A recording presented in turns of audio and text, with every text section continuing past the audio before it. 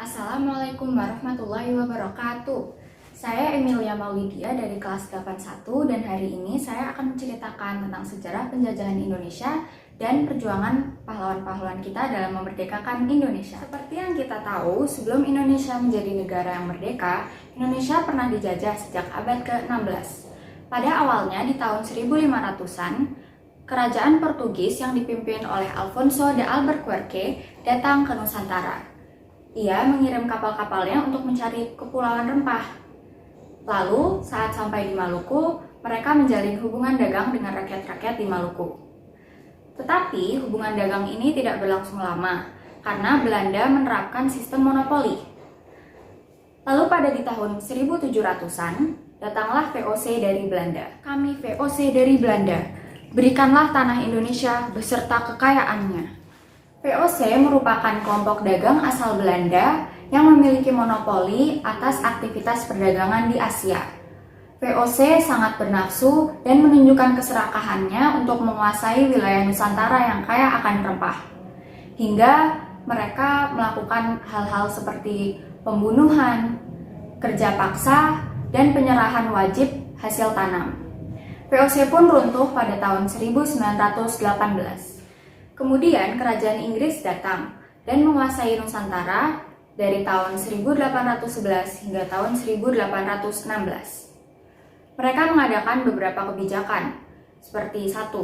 Penghapusan rodi, kedua, penghapusan wajib pajak, dan ketiga, kebebasan rakyat untuk menanam tanaman.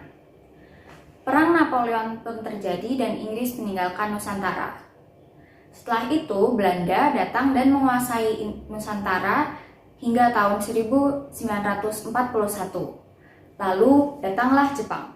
Kami tentara dari Jepang. Kalian harus tunduk dan kerja paksa. Penjajahan Jepang sangatlah keras. Rakyat Indonesia mengalami hal-hal yang biadab di bawah penjajahan Jepang. Contohnya seperti siksaan fisik, hukuman mati, dan penahanan tanpa pengadilan. Melihat kesengsaraan rakyat Indonesia, tokoh-tokoh bangsa seperti Soekarno dan Muhammad Hatta berjuang untuk memerdekakan Indonesia. Mereka tergabung dengan PPKI. Indonesia sudah lebih dari 300 tahun dijajah. Kemerdekaan seperti jembatan emas bagi kita. Agar menyusun rakyat yang gagah dan merdeka, marilah saudara-saudara sekalian, kita bertahan dan melawan hingga titik darah penghabisan. Sementara itu, Tentara Pembela Tanah Air atau PETA dan pemuda-pemuda Indonesia terus membangun gerakan dan menunggu waktu yang tepat untuk merampas kekuasaan dari Jepang. Pada 15 Agustus tahun 1945, Amerika menjatuhkan bom di atas kota Hiroshima dan Nagasaki. Laksamana Maeda, Hiroshima dan Nagasaki telah dihancurkan oleh bom-bom Amerika. Kapal-kapal Amerika juga sudah datang di pantai kami. Kita terpaksa menyerah, maka Jepang harus menyerah tanpa syarat.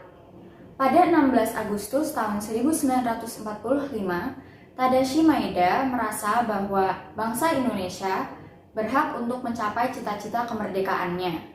Hal ini diajukan ke Jenderal Nishimura. Namun ternyata kami tidak mengizinkan kalian untuk merdeka. PPKI pun sepakat. Jika mereka ingin merdeka, mereka tidak bisa untuk bergantung dengan Jepang. Soekarno, Muhammad Hatta, Ahmad Subarjo, dan Sayuti Melik lalu berkumpul di rumah Laksamana Maeda untuk merumuskan naskah proklamasi. Keesokan harinya, pada 17 Agustus tahun 1945, proklamasi pun diadakan di rumah Soekarno.